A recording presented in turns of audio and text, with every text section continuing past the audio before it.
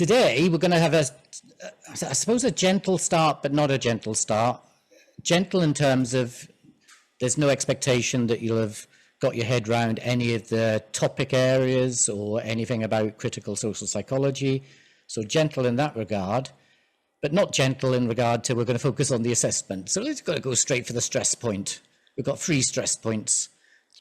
We like to think of them as learning points, but you perhaps experience them as stress points, which are the assessments, our free assessments. And today, I just want to give us some space to talk and think through assessment number 2. And assessment number 2 is the reflexive diary. Moodle. It's the reflexive diary, isn't it? It's the assessment. Learning logs? It's the learning logs. Yeah, I call it various things. You'll notice that. Look, we call things various things just to confuse you. So critical social psychology, also called critical psychology. Yeah, reflexive learning log. Yeah, assessment number 2, which is the thing you start first, but you hand in second. So you start first in terms of, this is a diary that you keep as you progress through the unit. And we ask you to think about particular things each week. Think about a thing that you see happening in mainstream psychology, and then critically reflect on that thing in your diary. And that can be critical reflections based on anything that happens during that week, anything that you've read, anything that happens in a tutorial or in a pre-recorded lecture or on the Moodle discussion forum. So I'll talk you through that assessment today. And I thought the way we could do that is by working in breakout rooms. So how many of this are there? I think there's, chat's working. 17. There's 17. Good, because I'm a qualitative researcher, if you saw me this morning, and you'll know numbers aren't my thing. So yeah, 17 of us. And and that's counting you. And that's counting me. Who wouldn't count me in? I should. That's good. So 17, so 6. So we could have 3 groups. So that'd be Jesus Christ. So they're small groups. That's more than 1 and less than 20. So they're decent sized groups. And in those groups, I've got 3 questions for you to discuss in your groups. So the first one, and I'm hoping this one will absorb you the most and you have most to say about what excites you about assessment 2. So if you're kind of thinking assessment 2, what the hell is assessment 2? During the next few minutes, 10 minutes, 20 minutes as we go along, have a look in Moodle and have a look at the summary of what assessment 2 is about, and just familiarize yourself with it. But also when you're in your group, if you don't know anything about assessment 2, get someone else in your group to explain assessment 2. And I just want to talk to you about what initially excites you about it. Is there anything that excites you about this assessment? If it's possible for an assessment to excite you at all, other than make you very stressed. Then perhaps you have worries about assessment 2. So then talk about what you're worried about. Maybe, is this a thing you find difficult to do? Is this a thing that you're not used to doing? Is this something you've got worries about doing well? And then question 3 is, what don't you understand about assessment 2? And here, see if you've got questions, and then see if you can answer your questions in your group. If you can't answer any of the questions in your group, then ordinarily what we do is put those questions into the Q&A forum, and I'd answer them there. But today, because everything's gone a little glitchy, I'll offer you some answers today about assessment 2. So does that make sense? Enough sense. Okay. Now, half of us have got cameras on, half of us have got cameras off. If it's possible, and I know that sometimes some people don't have a camera to hand, internet might be too slow to have your camera feed on, or you might have privacy issues, but if none of those apply, turn your camera on, because it just helps people engage with each other It's difficult to talk to someone. I'm used to it. I'm a lecturer. I talk to a room full of people who all fall asleep within 5 minutes. So for me, it doesn't bother me that someone doesn't look as though they're listening. But when we're in small groups and with your classmates, it's like talking to an empty room when no one's got their camera on. So if you can have your camera on, that'd be great. There's a few rules for our discussion when we're in the breakout rooms, which is you talk to each other and listen to each other and make sure no one dominates the discussion, so everyone gets a chance to talk. Whoever and people who don't want to talk can still feel comfortable sitting back silently. So your job is to talk, to listen, engage with each other. My role is to come around to each group and just listen and try not to talk very much, because I do a lot of talking in my videos, which you'll notice. It's a lot of videos. So if we do that, and we'll go into our breakout rooms, and let's see how it goes. Usually I try to keep these sessions to less than an hour, and it all depends on what happens when we get back into the big room after we're finished with the breakout room. So we all come back to the big room, see what questions we have, see what issues you want to share with everyone. And then I try to leave a little early to give you time to talk to each other, because it's I don't know if is everyone here doing psychology, or people on various degrees, like people taking this as a unit? Let's see who isn't doing psychology. Give me a wave, which obviously isn't going to work if your camera's not on. Let me see if, or put your hand up in the gesture react box if you aren't studying psychology. So Lily, you're not? Okay. You might be the most, ironically, most connected person to other people in the room. Given what we know about psychology students is that we are the least, this is what they report in the student evaluation surveys, the national surveys on student experience. Psychology sits at the bottom of all the disciplines in relation to learner engagement, and a key measure of learner engagement, as they measure it, is students talking to other students. Students talking to other students on their course, or other students outside of their course, or to their lecturers, or to anyone, really. So, which is strange, isn't it? You'd think that out of all the disciplines, psychology, like our subject matter, as well as animals and stuff, is a lot about people, but our students don't spend much time talking to the people in their class. So that's why I try to create a little bit of room for you to start re-engaging your humanity and start learning how to speak to people again. I know you do this in your lives outside of psychology. Has anyone noticed? Maybe the surveys are all wrong. Has anyone noticed that you don't seem to spend an awful lot of time talking with your classmates? Maybe we've got this wrong. Maybe you are the most social of all our students. Is anyone? I don't know if I disagree with that statement. I'm thinking about Discord, because a lot of us do it online. So in Discord, we have all our psych units and our crim units. While there is a lot of interaction, it is only when someone wants to know something or needs to clarify something. It's not a lot of general chit chat. Yeah. It is really interesting that, when there are discussions, they tend to be mostly about assessment, maybe? Yeah, it's assessment, or, do I understand this question correctly? Did you come up with the same kind of thing? But it's never your general conversation about, I did such and such today, or I'm going here, or, it's not like you're leaning over the fence talking to your neighbour. Yeah. It's purely to get the information that's required. Yeah. It's a totally different form of communication. Yeah. Yeah, it's a really good point. We've got Amanda who's pointing out that a lot of psychology courses are online. And that also might be an impediment. And then when people do contact each other, it is very instrumental. But I need this bit of information.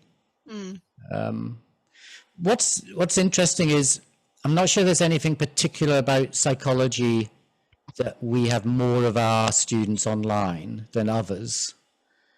And we also had COVID when we all went into quarantine, and the rest of the world managed to find ways of kind of interacting and talking online. I'll leave it as that. I'm getting distracted. I'll leave it I'll let that just percolate, because I think there's something in what you're saying, Maxine, but there's also something interesting in relation to often the discussions that take place between people are kind of, as you say, I need some information. Often they're quite technical. How do we do this? How many references do we need? And so on.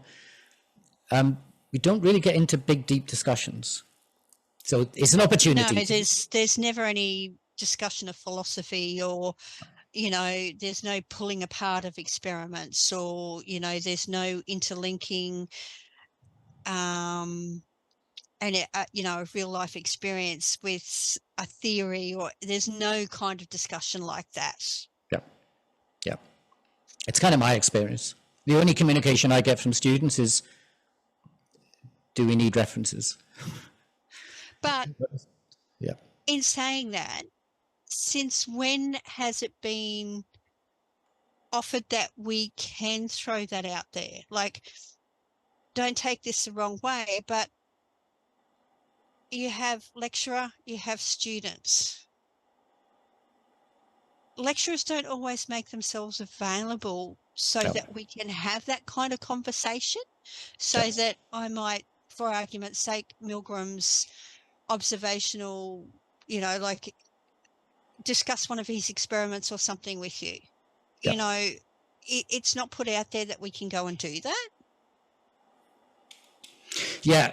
And I think what's interesting there is that I think there's a couple of things. One is, it's generally, I'm not sure if it was always the case, but in the last 20 years with like massification in higher ed, we typically have, like I will have this year probably around, in all of my classes combined, 300 or 400 students. So impossible to offer to engage, because I would do nothing but text and message and email and Zoom. There'd be no time for anything else. So that's often why lectures become distant. But interestingly, in the vacuum that's left, it kind of creates the conditions where you'd think students would then turn to each other to say, well, I can't talk to my lecturer, so can I talk to you? So there's some interesting stuff going on there. I think for this unit, we're going to approach some quite sensitive topics, and it's probably things that you could get into some really good discussions with, that everyone in the class usually has a view on the topics that we cover, and you'll have those views irrespective of how much you've read about things. So you'll have material to discuss. These are live social issues that we're talking about, but we'll see how it goes. So when I leave the room, I'll leave the room open, and if you all then disappear, it'll just be normal. It'll be what psychology students normally do. And was it you, Emily, who are not doing psychology? I've lost you now. Who is not doing psychology? There's one of us who's not doing psychology. We'll be there on their own, because all the psychologists leave. But we'll see how it goes. So, what else to your discussion quickly? Yes, of course you can, Angela. I switched between psychology to social work and back again, and I also worked in women's refuges. And I find, sorry, my cat's trying to get involved. I find that in psychology, there's a lot of like trying to act as though we're unaffected by the same issues that we will be helping others with one day. Whereas in sociology, I guess there's a bit more of a discussion around how everyone is human. I don't know, that's just something I noticed, like there's a bit more, like there's less of that personal input, because like we're kind of taught from an early point in the studies to not show our own weaknesses, if that makes sense. There's a lot of Yes. stigma around a psychologist having their own experience with a lot of things. It's a really interesting point, and it's one of the things that you might find difficult. You might come under the what are you worried about in relation to assessment 2, because assessment 2 is kind of asking you to write out what's going on in here, and it kind of expose your own thoughts on paper, to put them down on paper, not kind of saying what so and so thinks and what so and so thinks, but you become the object of the study. If you are the subject matter for assessment 2, because it's your reflections. So there's a bit of that going on, and it's interesting in psychology. I think it's something about, because we're the subject matter, that when we come up with theories about human frailty, that we're also human. So somehow we've got to not give away the fact that we're also frail, because then no one would listen to us. You know, we would say, well, humans are frail in this way, and then go, you're human, you're frail, why would we listen to you? You're just as much of an idiot as the rest of us. You go, oh, no, I'm not, I'm a special type of idiot. So, you know, it's like, basically psychology does go around telling people why they're messed up, why they do things wrong, why they misunderstand, miscomprehend, misbehave, and all the rest of it. And yeah, it's interesting because we are human too. So it probably gives us that sense of we don't want to give too much away about ourselves. But also, yeah, we're taught to be objective and distant, as you describe, and never used to. Under sort of psychoanalysis and introspection, we used to do a lot of self-reflecting, but now, yeah, there is that problem that psychology and psychologists don't give much away about themselves, because if people knew how messed up we were, no one would listen to us. Okay. By the way, I'm the exception. I'm just, yeah, my personality is top-notch. I'm very intelligent, very charismatic. I'm a top-notch human being, by the way. I just want to make that clear. Yeah, I'm one of the exceptions. Okay, that's good. So, any other questions before we go into the breakout rooms, and you can share your frailties with each other, and I'll come in and take notes and diagnose you. Okay, let's do this. All right. Okay, so I just want to bring us all back. There's some really nice discussions going on. So I just want us to pick up some of the threads. How much, the focus didn't have to stay on assessment 2, but it started drifting a little. Let's see what questions, issues people have come up with. So I'll just leave it open mic. Anyone just want to jump in with a question or a reflection or...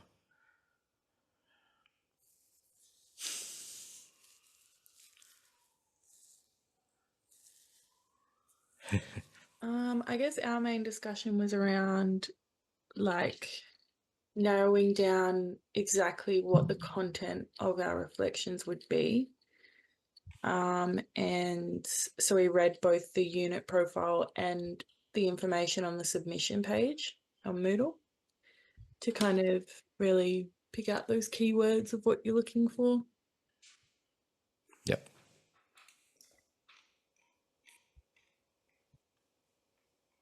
But yeah, I don't know. Any Oh, clarity? it's like decided, left you hanging there. That's horrible, isn't it? When you speak and then suddenly it's just... You go, oh, God. I'll go back on mute. Yeah, sorry, I didn't mean to leave you hanging there. No, it was excellent. It was excellent. I think that was similar to what other people were kind of... It's that sort of thing, what's he really wanting? What's he really after? Kind of thing that people said out loud. Usually you just say it quietly to yourself, and you what are they really wanting? Yeah, rubric, yeah. Doesn't make sense. What do you really want? Anyone else want to volunteer? Anything? Or should I I was from Carly. group 2. Just talking about the opportunity to actually have a voice and to air our thoughts. It was mentioned a couple times with psychology and previous units that often you're given the theory and said that this is right or wrong, apply it. to a situation, whereas those theories don't always fit. And so we're in a group of all women. I have made that assumption though, so apologies if that's not the case. But people who haven't traditionally always had the voice, and also having the opportunity to form a tentative voice potentially that explores other demographics as well. I think it's really good. Like, I suppose this sort of assessment and doing that would be a great long-term learning opportunity. Whereas for someone like me, I tend to focus on the rubric. I tend to focus on the feedback. I want to do well academically because we've got honors and all of that sort of stuff to worry about. So I think, yeah, that's probably one of the things listening to everyone talk that I've sort of realized is that this is probably going to be one of those assessments that actually stays with you for longer than the due date, to learn and develop that way of thinking. Yeah. Really good points. Yeah. Yeah.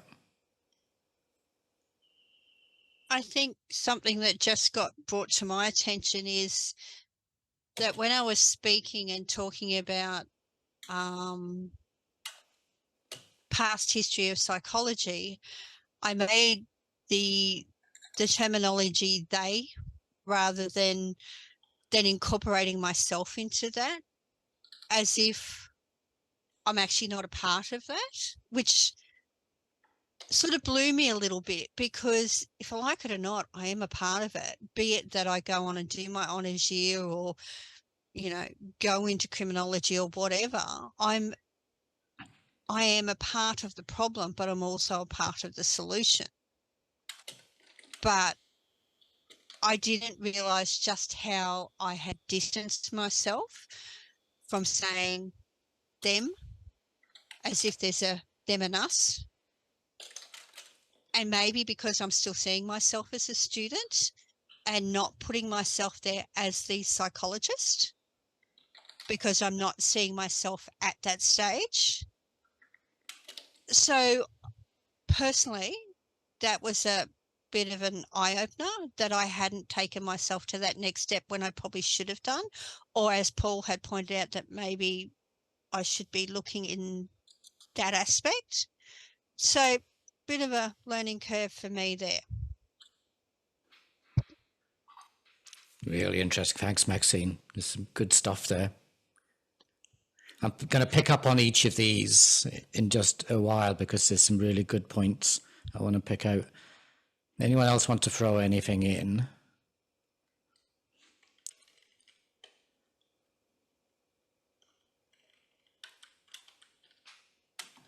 Okay, let's start with those.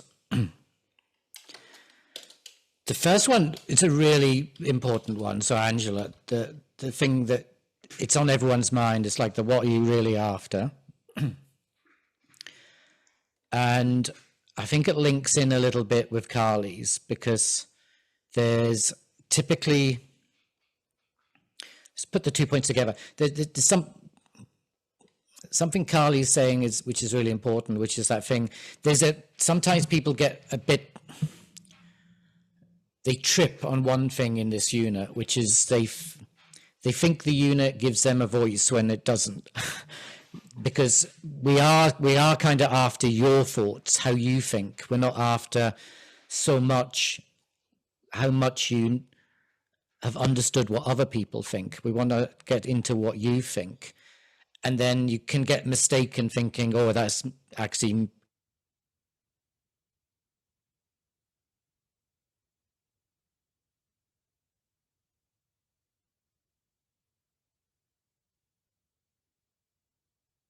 giving me a voice, because we kind of give you a voice and then we take it away at the same, asking you to think in a particular way. So you might think, oh, internet unstable, it's all going pants up. Can you still hear me? Am I still? Okay. So, yeah. Okay, that's great. So that if you, for example, write, oh, I've asked to reflect on mainstream psychology. Oh gosh, I love psychology. such a fan, and oh, it does so much good in the world. And oh, this week we did mental illness stuff. And oh yeah, Paul's going on about there's no such thing. But I think it does so much good, properly diagnosing people so people can get the support they need. Yeah, you're sharing your thoughts, but it's gonna be a disaster on the unit, because you're basically sharing thoughts that are already shared by mainstream psychology. So we're asking you to show us your thoughts as a critical psychologist, as someone who's learning to be a critical psychologist. And that's where you go, we did mental health this week, and the bastards, they're diagnosing people who are just a little bit different from other people, and they're calling it medical stuff, and it's medicalizing political, social issues, and boo, down on psychology, you oppressive bastards. It's that sort of a thinking where you're problematizing psychology. So it's that trip. People get tripped thinking we're giving you a voice when you aren't, but you're right, Carly, that it is about giving voice. It's about giving voice to people whose voices aren't heard in psychology. And you're absolutely right. One of those groups is women. There's a mistake. You'll see this in the week we focus on Jordan Peterson, and apologies if you're a fan of Jordan Peterson, but we only have one white guy here who, Travis, I'm sorry, you give me a 1 out of 10 on the, I'll take the hit. Okay. I think it might be a while since you were in your teenage years, but not that long ago. But or you just had a very hard life and you actually just come out of school? You might a bit of both, I think. Okay, hard life. I've just nudged 50, so you just nudged 50. Mm-hmm. Let's not talk age, because it's only slowly dawning on me that I'm the old guy in the room. How did that happen? And I'll probably outdo you all. Okay. In that case, let's talk about age. It makes me feel a little bit. No, let's not talk about age. So you're not the demographic for Jordan Peterson, but you might be a fan. Jordan Peterson is this clinical psychologist who basically says men need to have a good woman, and that will sort them out. And women shouldn't be at university because they should be home looking after the man. That sort of thing. Which is so we talk about issues around gender, the way psychology historically has problematized women, like had a really bad rap on women for various ways. Psychology sort of tells us that women are somehow not quite as good as men, and it still does to this day, though more subtly these days. So it's about women's voice, about Black people's voice, First Nations voice, disabled people's voice, and so on. So it is about giving voice, and it is about giving voice to women, among other groups. But there's a lot of us are white in this room, so it might not be just giving you voice. So there's that aspect to it. The stuff that Angela, you were talking about is really interesting, and I know what you mean, that you're trying to find what is it they really want, what is it they're really after, and often it's a very technical. You get technical answers about what they're after.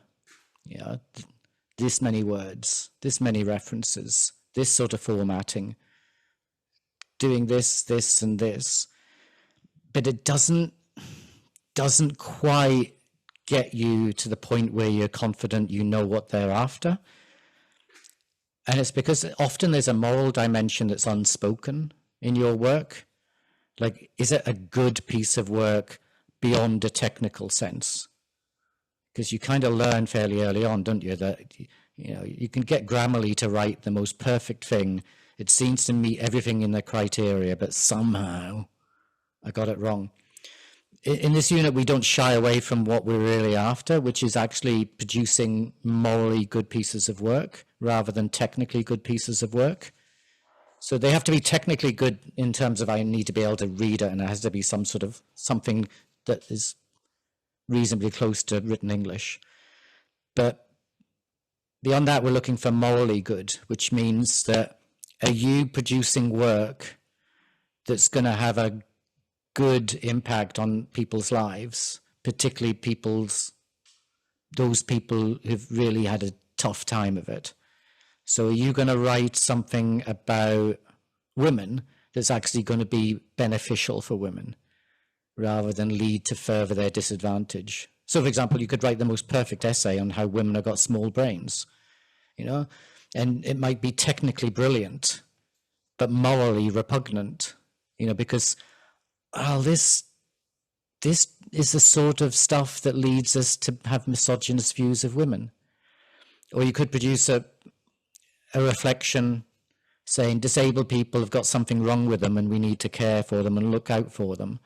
And you think, what does this do for disabled people? How does this benefit disabled people? Does this do good for disabled people? And you go, no, this is really terrible. This can be really bad for disabled people. So it's that moral dimension is really what we're after. The other thing, sorry, Jesus Christ, it's not a lecture, tutorial. Sorry, it's just, this is how I'm trained. Maxine, the thing you pointed out, I think is really important as well. And that's that thing that ordinarily I call people on this unit psychologists. And there's two things to stop you from accepting that. One is the sense that you don't think that you are because you don't know enough and haven't studied long enough. But two, it's illegal to call yourself a psychologist and practice psychology because it's a protected title. The effect that has is that you don't take ownership of being a psychologist until it's too late. Because you don't recognize yourself as a psychologist and no one else will recognize you as a psychologist, by the time you get to a point that you might decide to register yourself, if you take that path, then it's too late for you because you've already acquired all of the problematic behaviors and you haven't owned any of them because it's always been them guys, psychology does this, psychologists do that. And then a flip of a switch, you suddenly are one. And you've never actually understood that you are actually the carrier and perpetuator of all of this knowledge, and you've been doing it for years. So I think it is good to think of yourselves as psychologists and think of ourselves as part of the problem and think of ourselves as engaged in behavior that's deeply problematic for other people's lives. And that can be quite painful.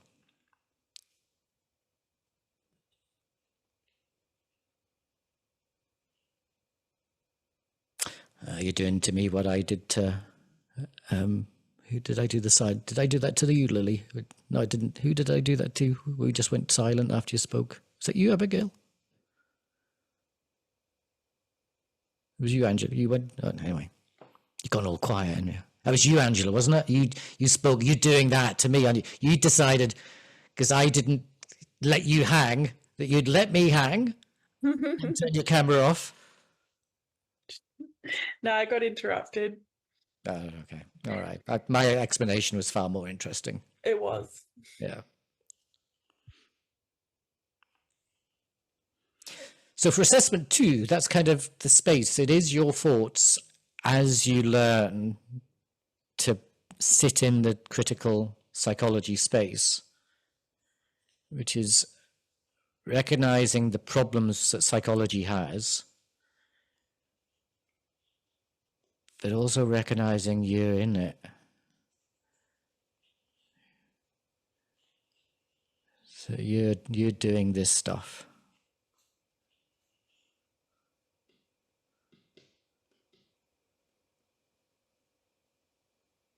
I feel like social psychology is a very interesting place because things like the DSM and stuff are not entirely accepted by sociology and in fact might be completely refuted by many social workers or sociologists. And I find myself really interested in social psychology, so it's very interesting. And having worked in women's refuges, you can see how labels are still demonizing women and disadvantaging them. So it's very interesting. I think I've also seen labels do a lot of good for people. Like having the concept of OCD explained to a person who's struggling with intrusive thoughts, etc. It's very helpful for them because it removes them from the ownership of those thoughts and things like that. But there is also like, we could have more of a focus on trauma and on traits. So like traits and behaviors rather than full disorders, things. So I find it very interesting having this interest in social psych, being a very young student in the field. Like, I'm not young per se, but I'm very new to the study. So it'd be very interesting to see how it changes throughout my life. I think there's a lot of change coming, and it's going to happen quite rapidly. But yeah, that's just my 2 cents. I don't really know what it's going to look like even by the time I finish the degree. It could look very different. So yeah, interesting. There's what's also interesting is that it sounds perfectly reasonable what you're describing. There's some interesting things going on. One, part of the training that you have, and this is not just in psychology, but kind of sort of quirky way we think we should train professionals, is that you often find people come up with a quite balanced view. Like, they'll often kind of go, yeah, well, labels can be a problem, but they also can be good, and it's a bit of this, bit of that. And you often find people almost become trained as sort of mediators. They sort of sit in I can see both sides. And often that's the skill people are taught. And again, it's not just psychology, but we do this particularly in psychology, that you're able to see both sides of an argument. And indeed, you look for both sides of an argument, and then you kind of present this balanced thing. And in relation to this unit is very much kind of looking to the social movements, like the women's movement, the Black movement, workers' movement, psychiatric survivor movement, First Nations movement, gay movement. So all of these big social movements that sought political change because of the way people are being discriminated against and harmed and all the rest of it. And psychology typically hasn't had much to offer them other than mediation. Like, okay, I understand you're gay and you're a bit pissed off at the fact of lack of representation and so on. Well, let's talk to the straight guys. Well, they're kind of comfy. They don't like gay people very much. So let's see if we can find some middle ground, guys. Let's see if we can all get along. And the gay movement doesn't need those sorts of professionals. The gay movement needs professionals on their side. And psychology has been very poor at being able to be on the side of any minority, and it occupies a position where it's on the side of the majority because it sits there as a mediator, and it doesn't sort of say labeling is wrong. I don't care if you think it works for some people. No, we'll stop it. I don't care. So it's almost like the very thing that you think is terrible to do, which is to just go full on in on one side. And that's what you need to do in a social movement. You just go full on, right? Let's bugger it. No, we're fighting for this group. Start everything else. We're fighting for this group. So it's kind of, that's the sort of positioning that critical psychologists take. It's kind of like an all-in. It's not that balanced view.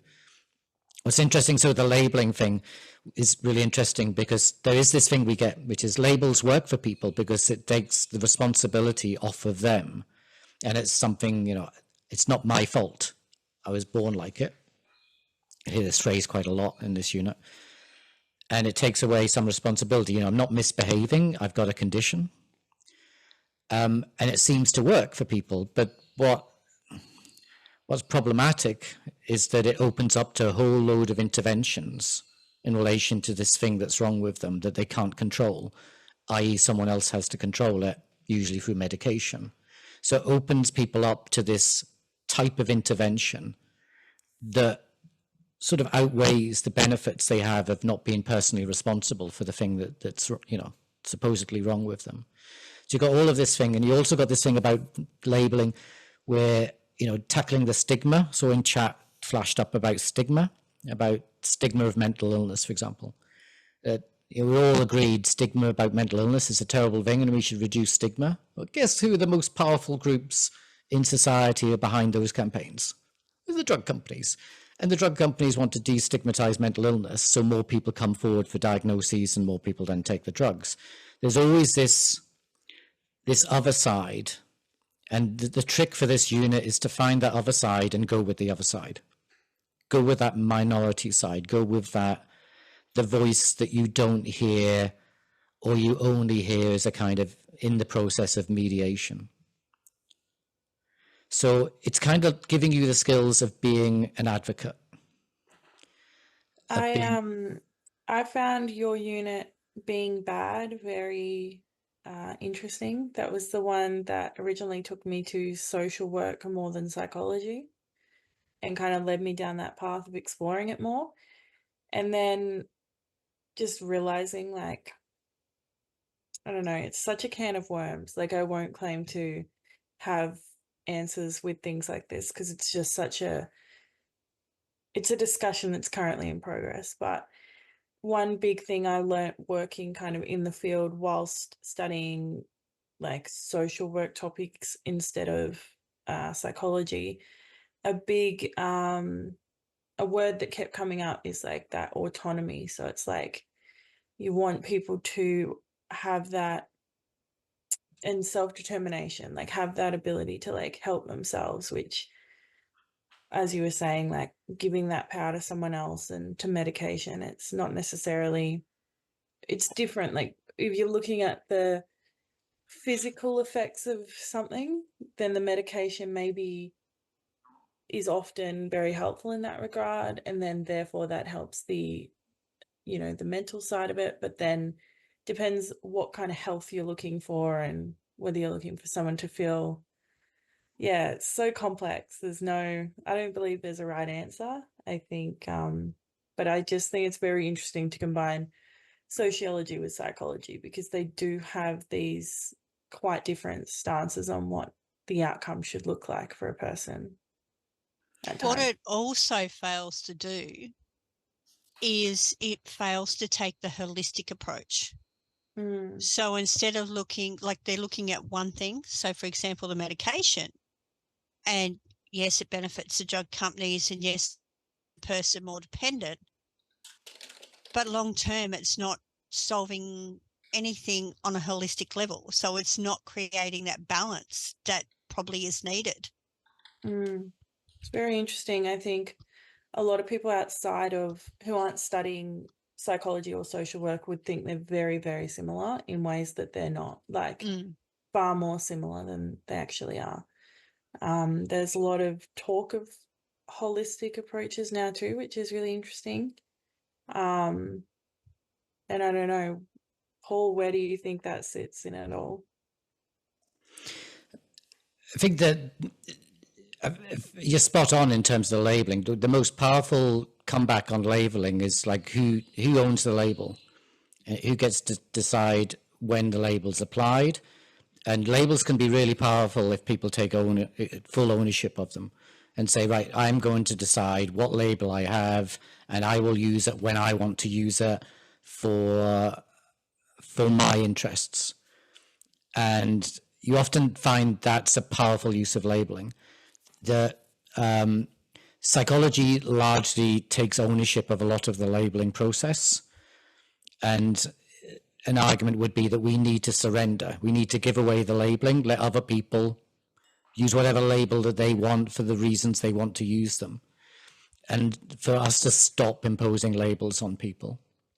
So that's a really powerful argument, which again does take a side. It's not that kind of sort of, well, labels can be good and bad, who knows, some people is good, some people is bad. It's like saying, no, who owns the label, whose interests are served by the label, and how can we change that so that people can use the label for their own benefit? So that's really interesting. The thing about social psychology is there's a way to look at the textbook, because the textbook is kind of, you'll have it, Angela, because it's got a lot of that social psychology. Well, it's called social psychology. So there's a lot of social psychology in the textbook. And you'll find things in there that resonate with this unit, and you'll find things that don't. And you'll find this, as you get more into social psychology is so broad, but I think on this unit, you'll start to see where some social psychology is actually very problematic. A lot of social psychology is experimental and individualistic, and very much just mainstream psychology, just served up with some social kind of window dressing around it, that we think we're talking about social processes, but actually we're just talking about individuals. You know, what makes an individual behave this way in a group and that way in a group. So as you look at the textbook, you'll find things that are very individualistic. Social psychology spends a huge amount of time trying to understand human emotions, you know, for example, and human motivation and all the rest of it. Very individualistic concepts. So for this unit, it's traveling through it, taking up the materials that I provide you with, looking at the textbook and seeing where bits of the textbook deliver up something different, and then figuring out what's the mainstream, what's the critical, how can you sit on the critical. It's like, Travis, you brought up something in the group, your group, about psychology, you know, the replication crisis in psychology. I don't know if you've heard about this. Psychology runs experiments once, then we have results, and then we move on and tell the world, well, we found out why people do X and people do Y, but we never replicate the studies. And there's lots of reasons for that. And then they decided they're going to try and replicate some of the studies, and they can't replicate. They're coming up with different results. And it's starting to look like psychology is a terrible science. So that's very true of social psychology. A lot of this stuff has been done in relation to social psychology when they try to replicate social psychology experiments. Can't replicate them.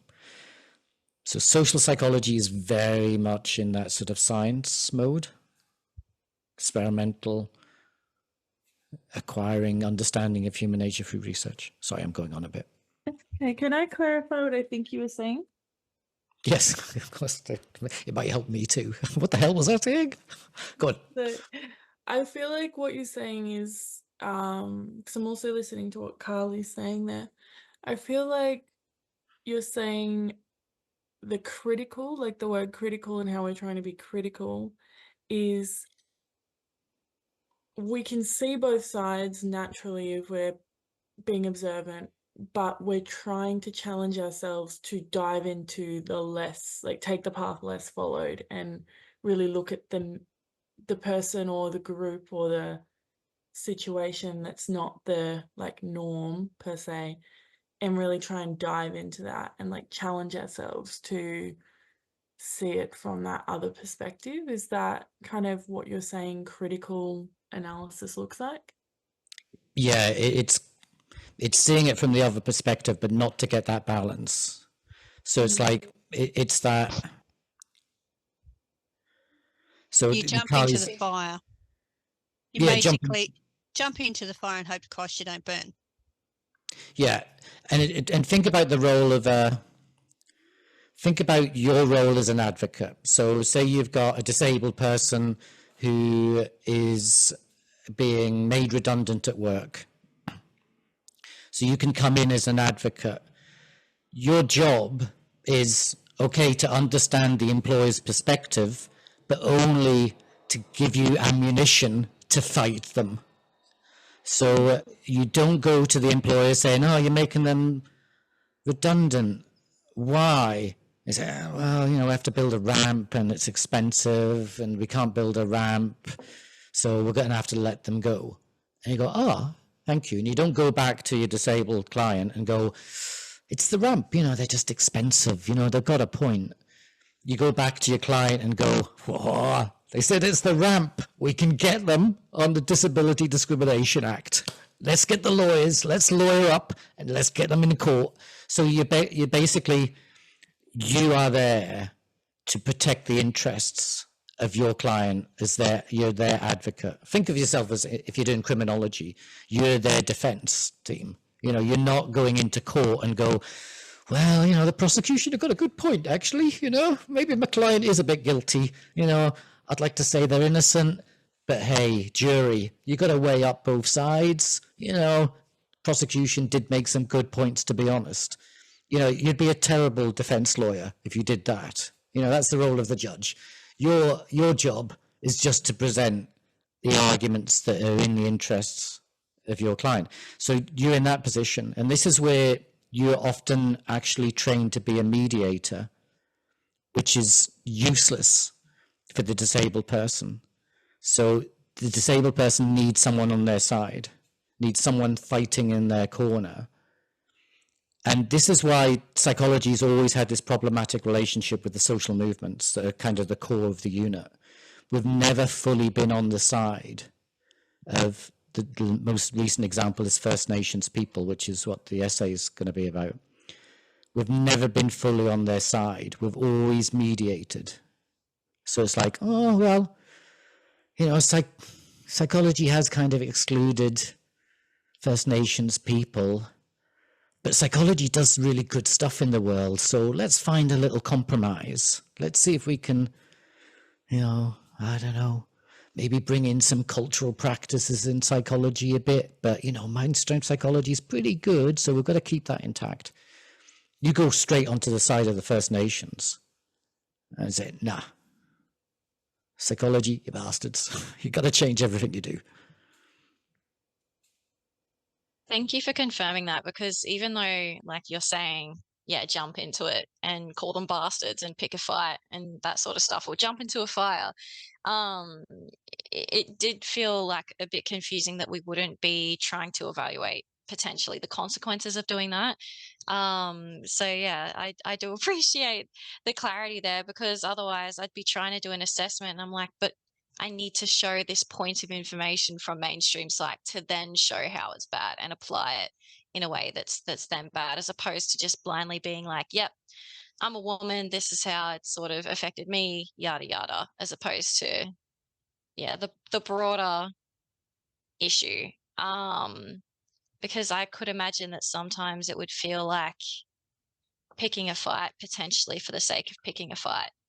And I don't know about you guys, but I don't have the energy to fight all the fights, you know, the social injustices. And they're the only ones that I know about. And it's probably because I've experienced them, let alone the ones that I haven't. So it's definitely confusing me a little bit. So I appreciate the fact that we can acknowledge what is and then what should be from the perspective of who we're trying to benefit.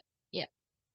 Yeah, you get it. The assessment one gives you that will be more familiar with you for you, because you in assessment one you do take account of a critical perspective and a mainstream perspective, and you kind of basically there's this paper I want you to read and then imagine what two reviewers made of it, one who thought it was a great paper, one who thought it was a terrible paper.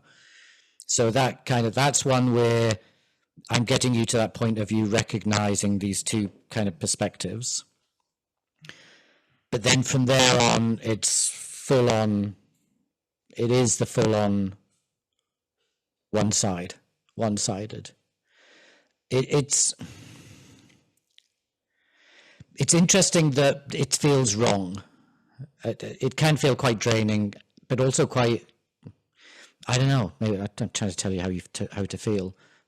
But it could feel quite liberating too. But I think the part that probably concerns me is, and I'm a bit like Carly, I'd be thinking, well, okay, mainstream has done this, but under critical psych, we've basically got to pull that apart and say, well, no, you haven't done enough, you haven't done this. And then do we go on to our next point and say, well, mainstream psychology did this? And then do we also say, no, because you didn't do enough because of this, and this? Is that what you've got in your head? Like we do mainstream, then pull it apart in critical psychology, mainstream, pull it apart in critical psychology, you know, with our points? Yeah, in terms of when you'll see this in some of the assessments, which is critical thinking. and where you are looking for arguments, counter arguments, and then defensive and arguments. So that when you see that in criteria, it'll probably, I haven't got my notes. I can't remember which one it'll be in, but you'll see kind of argument, counter argument, defending original argument. It's that sort of process where you, it's that thing where you know, that going to court, you know, saying they're trying to make you redundant. They shouldn't make you redundant just because you're in a wheelchair. But the employer argues that it's expensive putting in a ramp, but the employer's wrong because they can afford it. Okay. So it's always coming down on that side. So you present the argument that will be made against you, and then you show how that's flawed. So that's that way of putting up, putting your argument, counter argument, defending your argument. So, and that's that's kind of traditional critical thinking sort of skill. But we're also asking for critical thinking in terms of whose interests are being served by this argument, whose interests are being served by that argument. So you'll see that picked up as well. On the point of it being it is quite an exhausting thing because we are using metaphors of fight. So I could use better metaphors, but it can. There's a couple of ways it can be exhausting. Lily, you're looking quite exhausted. I'm a psychologist. I can't help read body language. It's a gift. I have the special sauce. You get it at the end of this unit. If you stay on the unit and pass everything, I give you the special sauce, which is the special insight, being able to read people, even on Zoom. Isn't that brilliant? Don't contradict me, Lily.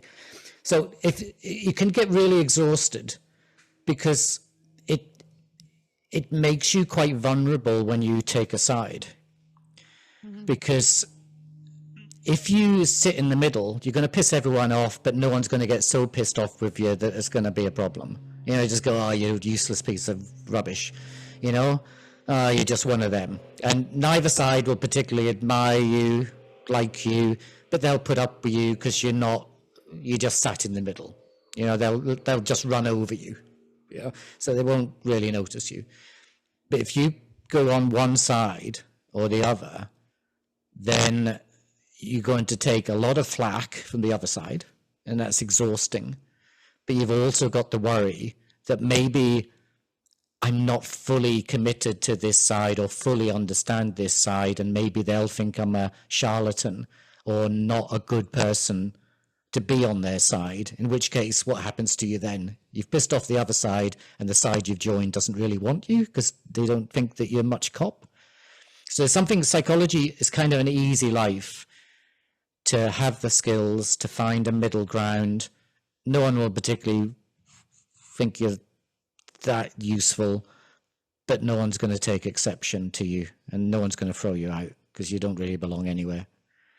You join a side, then it's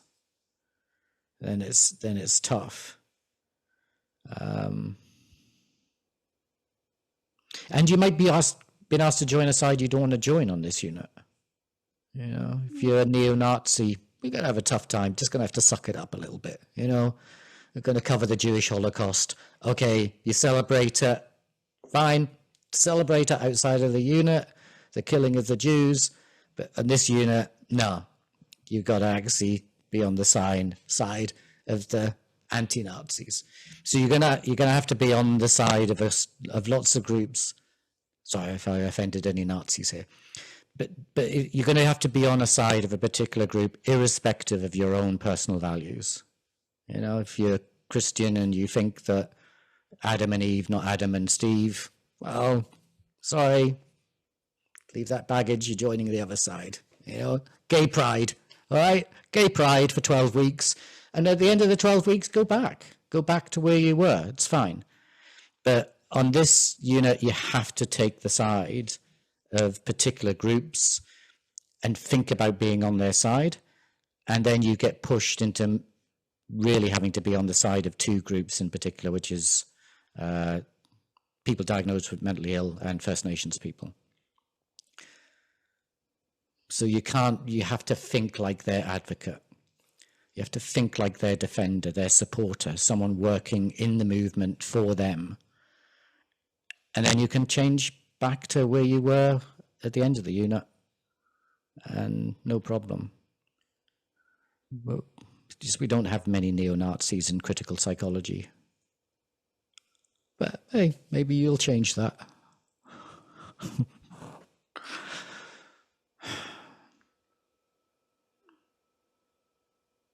Thank you, Paul. Just wanted to say it's a great explanation. Really helped me to understand what you're after and what's our approach within this unit. Thank you so much. It's what I think it benefits whether you go into psychology or not. I mean, you all take a bit of psychology with you into the world. From whenever you do psychology, you take a bit of it into the world with you. So if you do end up in a position of offering psychological help, it gives you that other possibility, which is you don't have to be a mediator. You know, you don't just have to sit there and go, oh, it sounds really tough for you. Yeah. Oh, that must be really difficult for you. Lean the head. Lean it. You learn that in level 3. Lean your head. Oh, that's awful. Tell me how.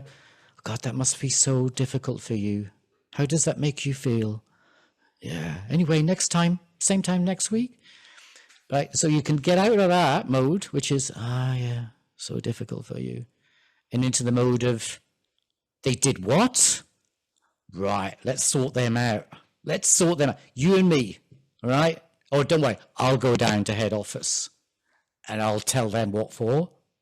You know, it allows you to pick up the fight for some. Sorry, Carly's going, I'm exhausted. I don't want to fight anymore.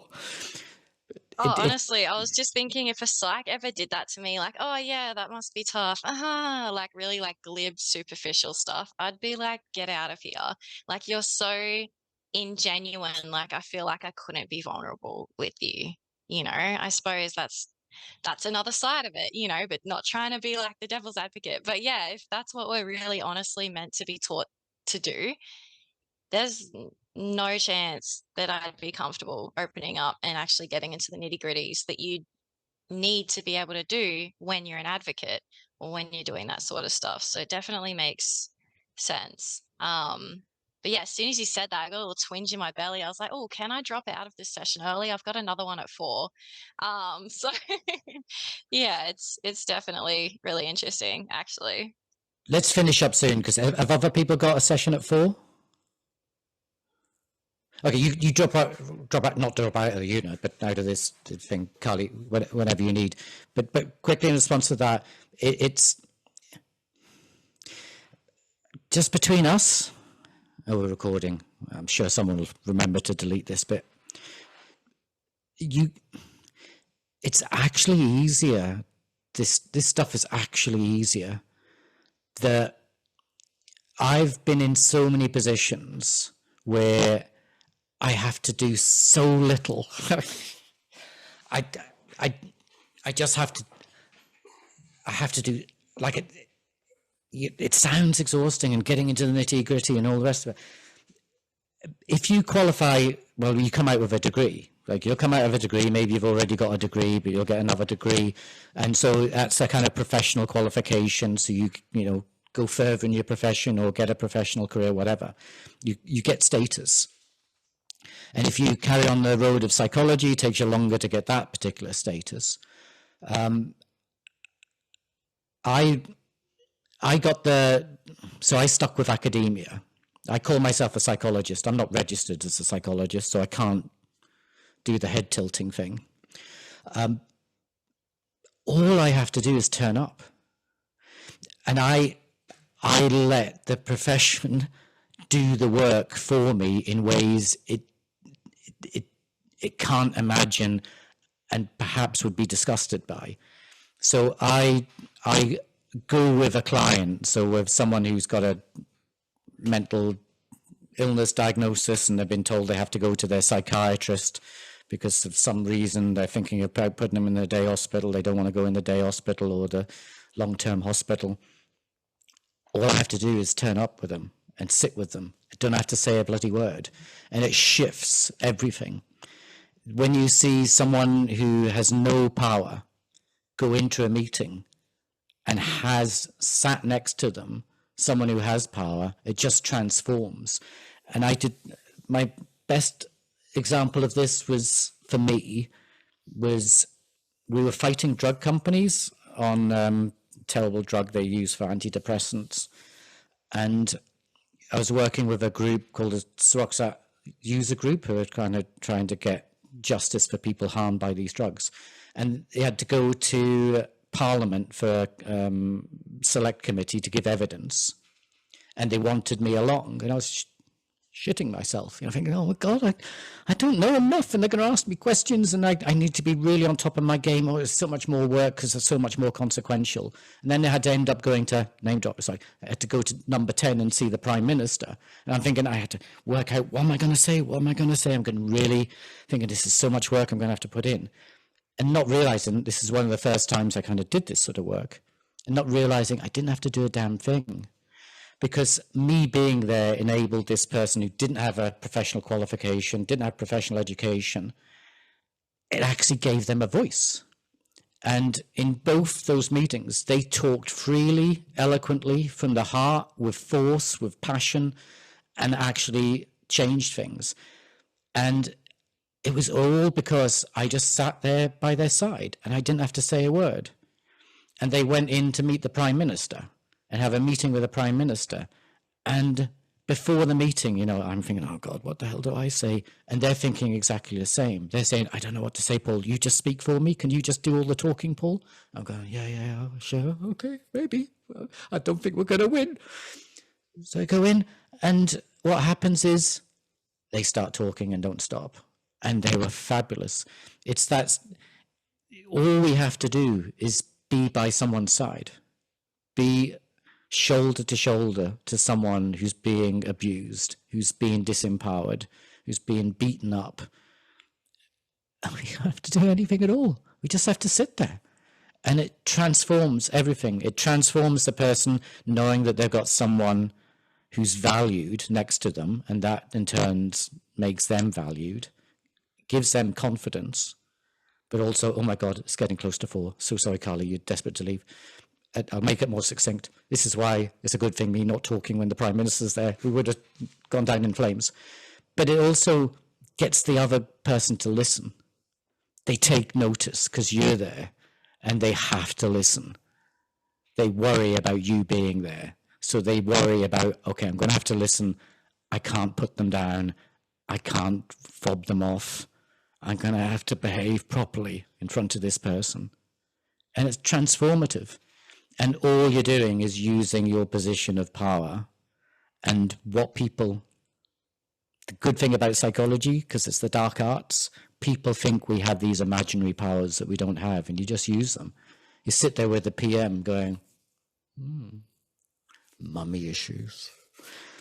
So you just, and people are a little unnerved by a psychologist in the room, particularly professionals.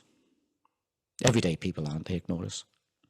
So you use power, status, and it can be transformative, and you do have to do very little. Whereas you sit in the middle of the road, you've got to understand both sides of the argument, and can we all just agree? Maybe we should finish up there. I'm not coming into qualitative classes with you side by side, sitting with you through that nonsense, so don't think that I'm going to advocate for you there if you're taking methods too. Shall we finish up there? Oh, I didn't look at chat. I'm so sorry, everyone. Okay, go back to where you came from. Oh, Carly, that's so mean. I wish I'd read When you that say earlier. go back to where you were, that's all I could think of was the saying go back to where you came from. I was like, ever so tactfully you didn't say that, Paul. So I thought I would in the chat because I'm a goose, and I will say whatever floats across my mind.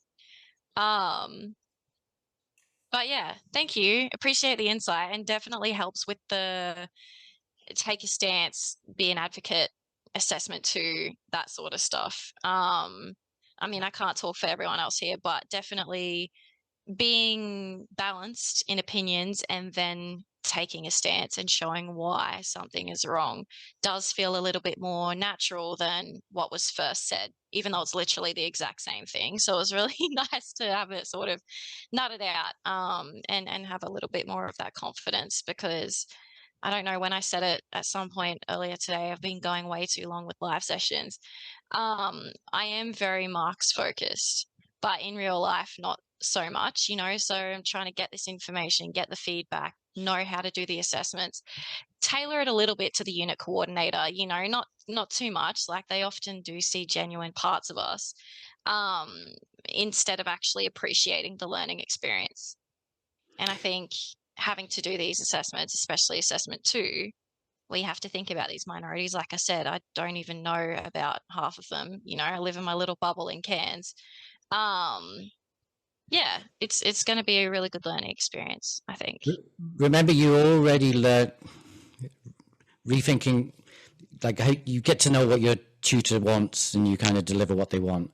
Remember, that's you finding out what side they're on and then joining them. And that's essentially what people do when they write assessments. They're trying to find what side is their tutor on and then try to temporarily join them. So I'm just making it really clear for you. Yeah, just do that. But I'm also making it clear to you that I'll tell you which side to be on. And I'm picking your side for you. And you don't have to worry about me. I'd start to fade away, because all you've got to worry about is the First Nations movement, the psychiatric survivor movement. Those are the two big sides that you have to get on. And if you get on side with them, you're on side with me and on side with the unit. And it cuts out all of the guesswork, Is he a bit liberal or conservative, or what's his views on this? It's just align with the social movement, and you're there. And think of it in some ways, yeah, I pick your side for you for this unit, and don't worry about balance. Balance is overrated, Think about just being punch drunk on this unit, just constantly leaning over and falling into the hedge. That's. It's actually going to be really nice not to have to be balanced, because there's been some topics in the past where I've really not wanted to be balanced, but damn well you have to be, because that's what it basically states in the assessment you've got to do. And I'm thinking, hallelujah, I don't have to be balanced. Yippee, I can actually dig my claws into something and go, right, let's just scratch this out now. And do you know what? Do you know what being a professional means? Means utterly unbalanced. Being professional means integrity. And integrity means having a set of values that you follow. So values of the most common ones now are respecting diversity, for example. There's no balance there. For the people acting most professionally are those who've got the most integrity, and integrity is being true to your values. It's nothing about taking both sides into account. It's nothing about that. It's nothing about balance. And we mistake it. We forget. It's not about being neutral. If we think that we train you to be objective and neutral, and you think that that's being professional, and then you go into the world thinking that's important, and you fall over because you suddenly realize when you're in those positions, people aren't asking you to be objective and neutral. They're asking you to commit to a set of values, whether it's corporate values or organizations' values. You have to be committed to them. And that's what drives you. No one in any profession or anyone of any worth is driven by neutrality. I've got this passion for neutrality. This passion for balance and objectivity, neutrality really drives me. That drives no one. We're driven by our values. So it's that commitment and ditching neutrality. Take a side, and then we can all come together and have a lovely time once the war is over. Sorry, terrible metaphors of violence. There you go. I'm a man. I like my violence. Thanks, everyone. You do need to go. And Carly, you've got a class at 4, and other people have been here for You had a lot of time with me, which is not a good thing. Thanks, everybody. And it might be the same setup next week, because I think my fancy computer is not going to work for a few months. But perhaps this is what you wanted after all. Okay. Thanks, everyone. Thank you. Bye.